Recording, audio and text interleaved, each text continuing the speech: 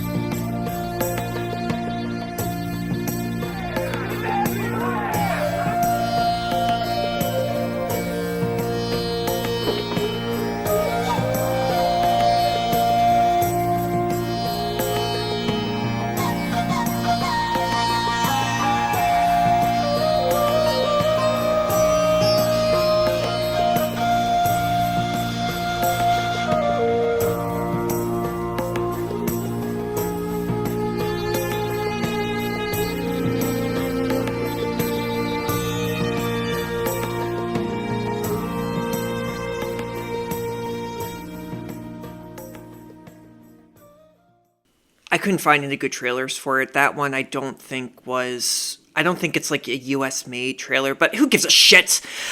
Oh my god, this movie. Wow. Also, I gotta like start talking normally again because I just, even like when I uploaded that trailer, I was still talking like Bobby Althoff, and I gotta stop it. Oh, stop it. Oh my god, wake up. Okay. CHARULATA. I think this is a beautiful, hypnotic character drama. It's black and white. It came out in 1964. It's an Indian movie. It's spoken, the language they speak is Bengali.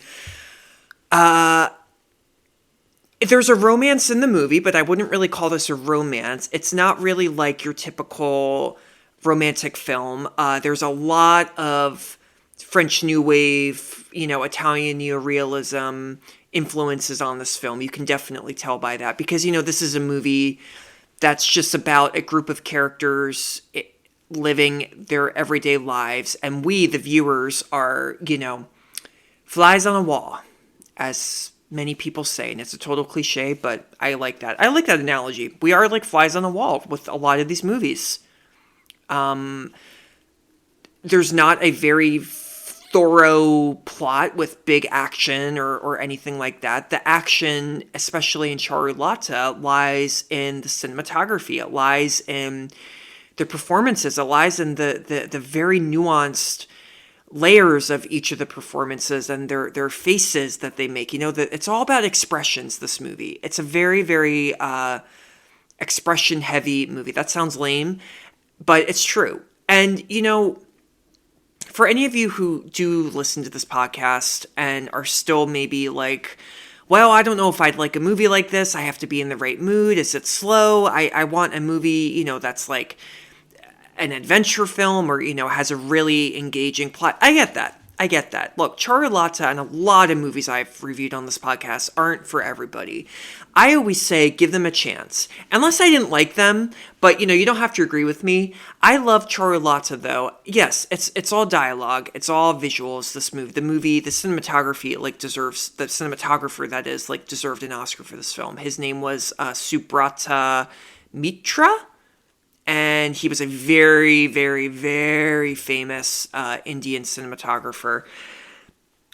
I forgot what I was saying. Oh, sorry, also there's an ambulance going by. Do you hear that?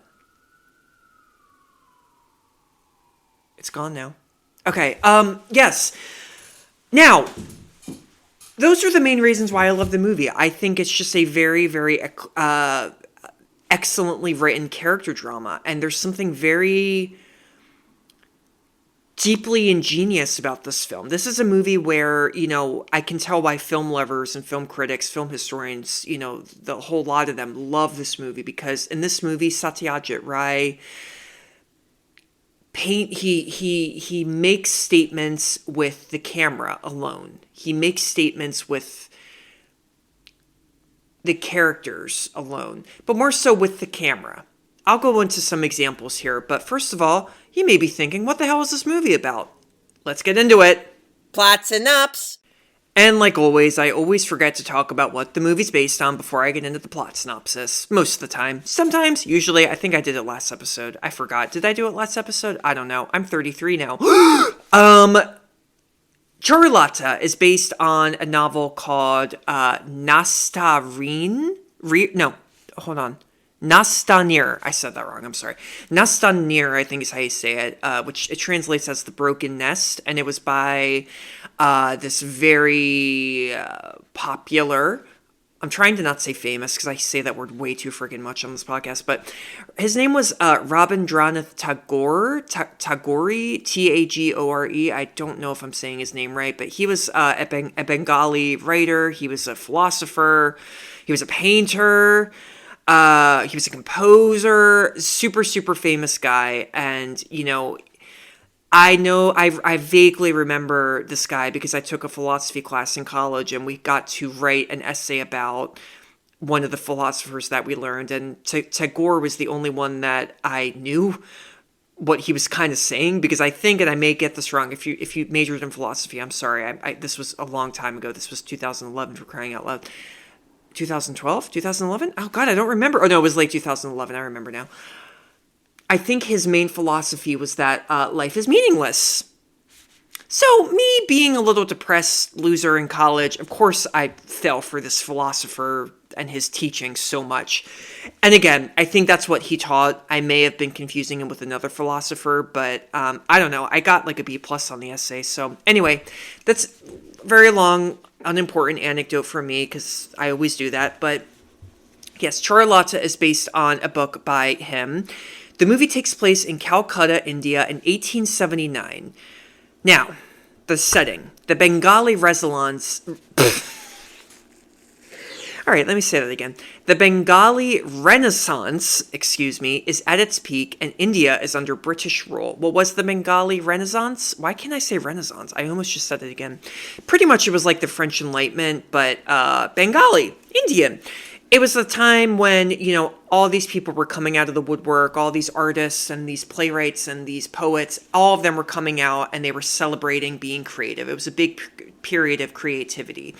And everybody was like, see, like, we're cool. Like, we want to do this too. Like, we want to make jobs out of this. And so it was really big. I'd actually never heard of the Bengali Renaissance. Shit, me. God damn. But anyway, it's taking place during that period. It's under British rule, but I don't even think we see any British people in this movie. But some of the characters do speak English sometimes. Not like British, but English. The film revolves essentially around three characters, technically four. Charulata, who's the intelligent and beautiful wife of Bhupati. Charulata is played amazingly by this actress named Madhabi Mukherjee.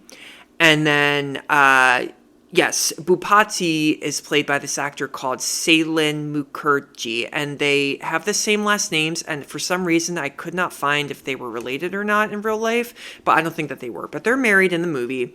He edits and publishes a political newspaper, and he's an upper-class Bengali intellectual with a keen interest in politics and the freedom movement. So he's very much a member of the Renaissance, Charu, sadly, not sadly, but she's interested in the arts, literature, and poetry. And although Bhupati loves his wife, he has no time for her. That's what I meant for sadly. I got ahead of myself. Charu has little to do in the house run by a fleet of servants. Sensing her boredom, Bhupati invites Charu's elder brother, Umapada, and his wife Manda to live with them. Umapada helps in running the magazine and the printing press. Manda, with her silly and crude ways, is no company for the sensitive, intelligent Charulata. So yeah, Manda and her, like, they're very opposite. Like, there's this great sequence where they're just playing cards on this huge bed. And Manda's like, I lost, man! And she cries and whines. And it's sad, Bhupati, again, he's not like an asshole. He's just a little bit of a schmuck. I mean, he doesn't understand how lonely and sad his wife is. You can just see it in her eyes. But he does love his wife. Amal comes into the picture soon. He is Bhupati's younger cousin. He comes to visit them. He's played by this actor named Sumitra Chatterjee, who sadly, this was really sad, passed away from COVID in India COVID, it wasn't around then, 2020, which is obviously when COVID was, well, I'm not going to lecture you on this. And obviously we know India got hit really badly during COVID, which is terrible. But yeah, he plays Amal. Bhupati asks him to encourage Charu's cultural interests. Amal is young and handsome, and he is in the same age group as Charu. He has literary ambitions and shares her interests in poetry, so they have a lot in common. He provides her with much needed intellectual companionship and attention. An intimate and teasing friendship develops between the two of them. There is a hint of rivalry when she publishes a short story on her own without his knowledge, following his publishing of a poem that she had forbidden him from getting published. He realizes soon that Charulata is in love with him, but he is reluctant to reciprocate due to the guilt involved. So yeah, she likes him a lot. She doesn't just like him, she loves him. They have a lot in common. He's got much more of a personality than his cousin does. But yeah, there is a rivalry a little bit in between, between the two of them. But Charu, it's not really a huge part in the movie, in my opinion. She wants to be a writer too, like him. But, she's this bored housewife who can't do anything while her husband's bringing home the bacon all the time. So, yeah. Meanwhile, it's set. Meanwhile, Charu's brother and sister-in-law swindle Bhupati of his money and run away. Yeah. It destroys Bhupati's newspaper and the press. The episode shatters Bhupati, who admits his hurt to Amal.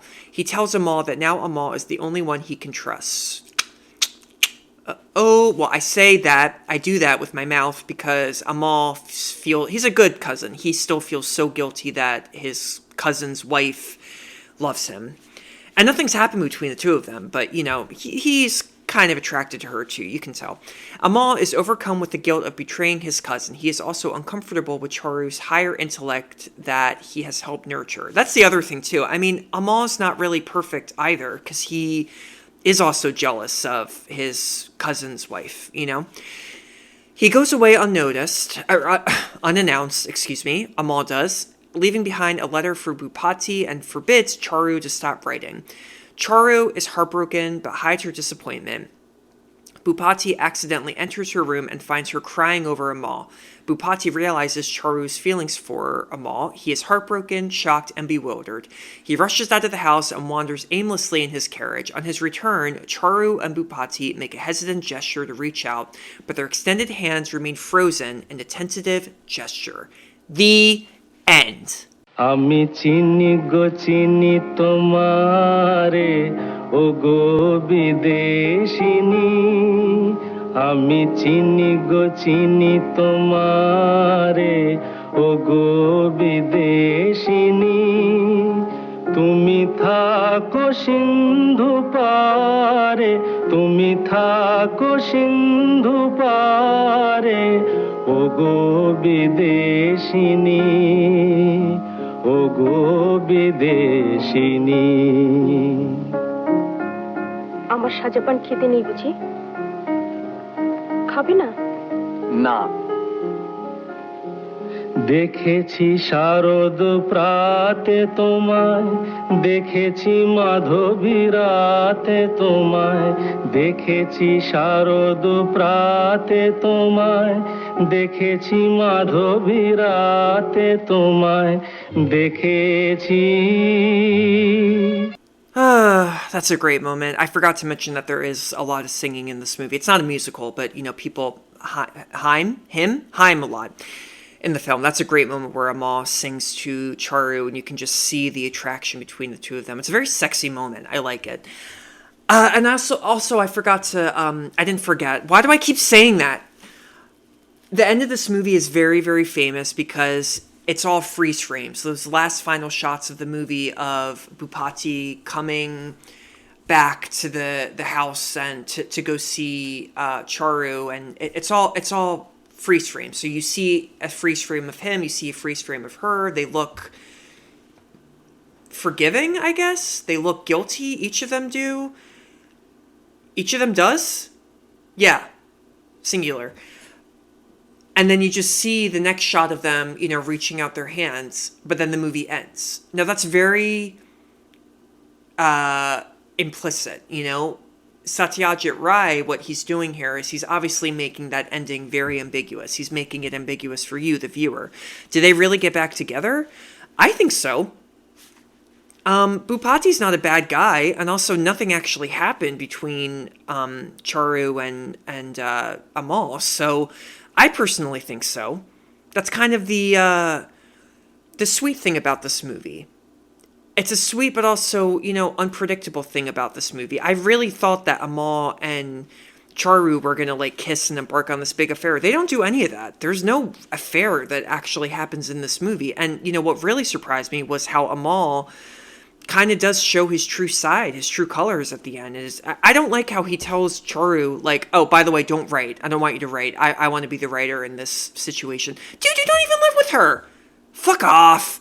I mean, yeah, that kind of annoyed me a little bit.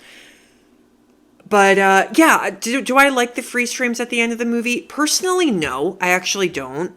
I was very confused, and my first thought was, oh my god, did part of the reels in this movie get lost or something, and that's why it's all just still photographs at the end? I thought they were still photographs. I thought that's what it was. I thought and I think I've mentioned this before, A Star Is Born, the original Star Is Born with Judy Garland, it's missing a ton of scenes, a ton, and it's so bad and distracting because they're throughout the movie. They're talking, and then you just suddenly see these freeze frames of them, but you still hear the dialogue going on. I don't like it. It really drives me up a wall. So I don't really like the end of this, but it did not ruin the movie for me at all. Holy bananas. Holy potato poop. I want to eat this movie up. Literally. I want to eat up every frame. It is just so powerful with its imagery. With everything, with its power, it's that movie that you explain it to somebody probably the way I'm explaining it, and it just sounds like a very simplistic, easy character drama. Oh, it's a bored wife and she falls for this guy, and yeah, I mean, we've seen that before. We've seen a lot of movies about affairs and unhappy people and marriages and stuff. But no, I get that. Charulata, though, I mean, I think, I don't even know if it really stands out from other films, but it is just so good. It's so good at depicting these characters that are just so, hurt deep down, so insecure deep down, Just a great character study. Great character study, hands down. Now, I also have to completely applaud the shots in this movie, which I know I've probably said too many times in this episode already, but the shots are like so fluid in this film. I guess fluid is like, I don't really like that word. There's a lot of panning in this film. That camera pans down the hallway when Charu is quickly, briskly walking by it, When Charu goes on the swing and she's swinging back and forth, you see a shot of her. It's like the camera is right in front of her swinging with her, and you just see. It doesn't make sound effects like my squeaky chair, but it's such a hypnotic moment. And in relation to what the characters are thinking too, there are a lot of shots here where you see that, early on in the film, Amal and Charu are talking in her bedroom, and there's this really, subtle shot where she's telling him about the women that Bhupati writes about, and she's saying, oh, they're so pretty. And as she's saying this, we see Amal looking at this photo of Charu, and, he kind of looks back at her, and then she says, but not like me, like, I'm not like them, I'm not pretty. And then you just very subtly see in his face, he just goes, huh? Like, what? Yes, you are, He just says it with his face, but he doesn't say anything, and then he kind of turns his head back because you can tell he's like, well, you're my cousin's wife, I shouldn't really have feelings for you, Oh, it's a brilliant moment. Brilliant moment. Another shot I loved is when, they're outside and Charu, is that a bug bite on my wrist? What, are you kidding? How is that a bug bite? It's still winter when I'm recording this. Are you kidding? What the hell? What was I saying? Oh, yes. Another great shot that I loved that just encapsulates why this movie is so brilliant. One of the reasons why it's so brilliant. Amal and Charu are outside. Charu, she has these binoculars and she stares at this house and she sees this woman and her baby at the window, and Charu just slowly puts the binoculars down and looks very sad. And you can kind of think, I guess maybe she wants that too. And then she points her binoculars at Amal, who's, on his stomach on this little towel mat thing, writing, practicing his writing. And you just see this big smirk come across her face. And you go, in your head, you think, she's thinking she would like to have a baby with him. Or maybe not a baby, but, be with him. BTS Secrets and Scandals! So I actually just found out about Amal's character passing away from COVID, which is, really sad. So I got that out of the way. But yes, the movie originally was rejected. Well, not originally. It was rejected at the Cannes Film Festival, and that pissed a lot of people off, including famous directors David Lean and Ingmar Bergman. David Lean did Lawrence of Arabia, The Bridge on the River Kwai. Ingmar Bergman was a very famous Swedish director. What is with the S's? He did Cries and Whispers, which I reviewed. That was a fun episodes ago.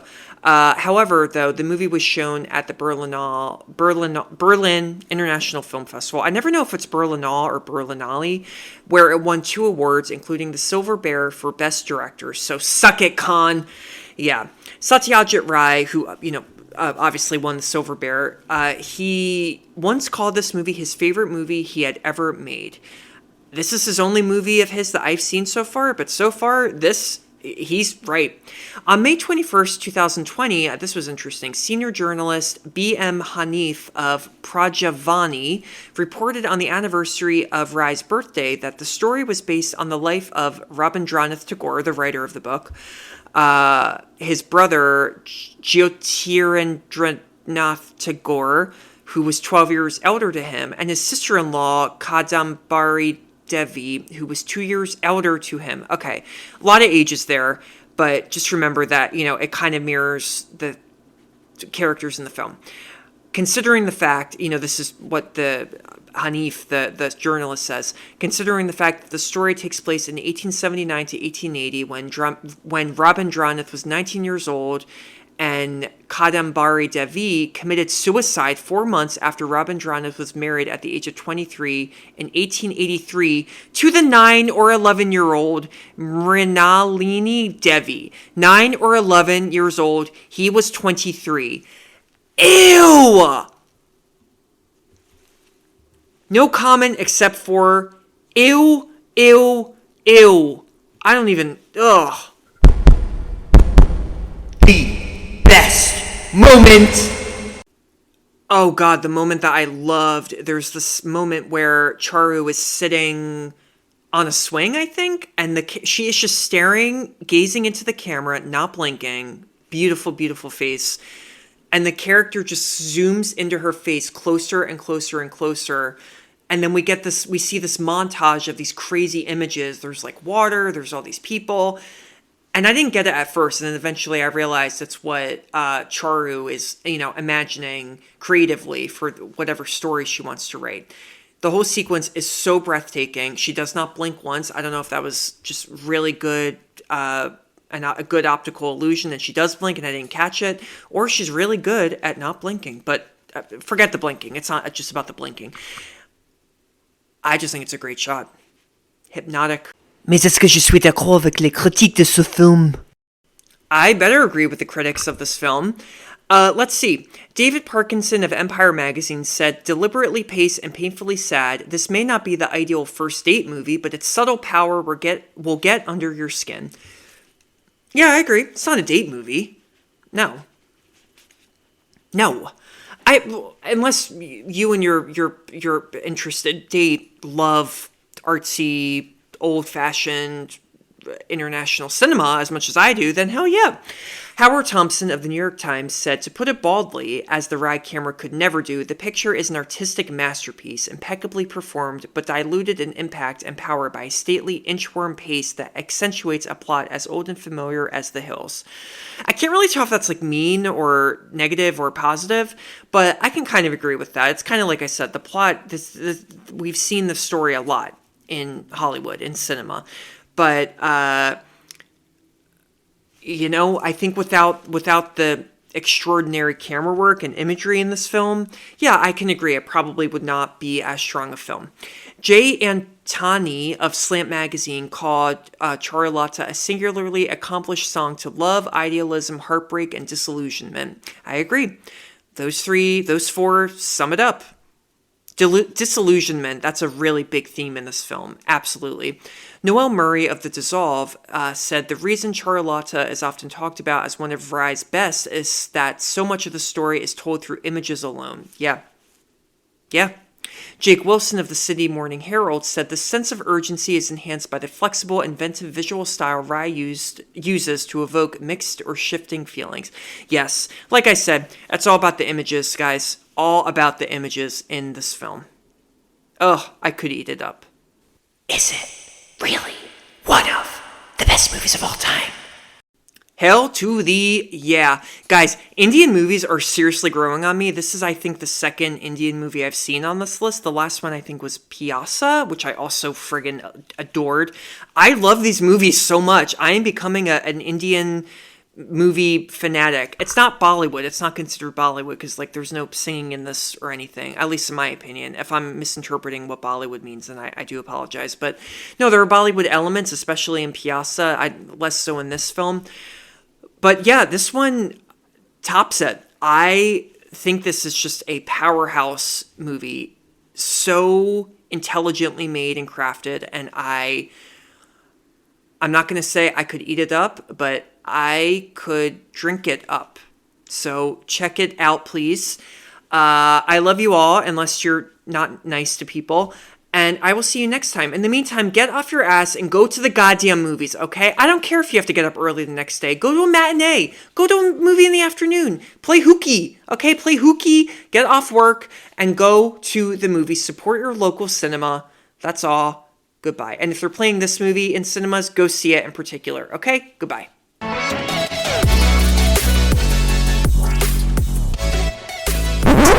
Oh, you made it. Thank you so much for tuning in to another episode of I'm Reviewing Here. New episodes drop Tuesdays and Fridays. You can get this podcast wherever you get your podcasts. Feel free to follow me on Instagram at I'm Reviewing Here. You can also subscribe on YouTube. New episodes drop there the same day they drop on the podcast. Don't forget to subscribe. Please leave a review if you'd like. Be mean, be nice, hit on me. I don't really care. Candor really, really is important to me, and, it helps the podcast too. So I really hope you enjoyed it. This podcast is brought to you especially by Nervous Chuckles. That is my fake production company, because I make people nervously chuckle all the time, because they never know if I'm telling a joke or not. So they're always like, do I laugh? Do I not laugh? Is he serious? Is he insane? Did he get out of the loony? What's going on? So if I made you nervously chuckle, then that means that I did my job, and thank you. There is no funding for this podcast, but if you want to give me money, then hit me up. DM me. Bye-bye.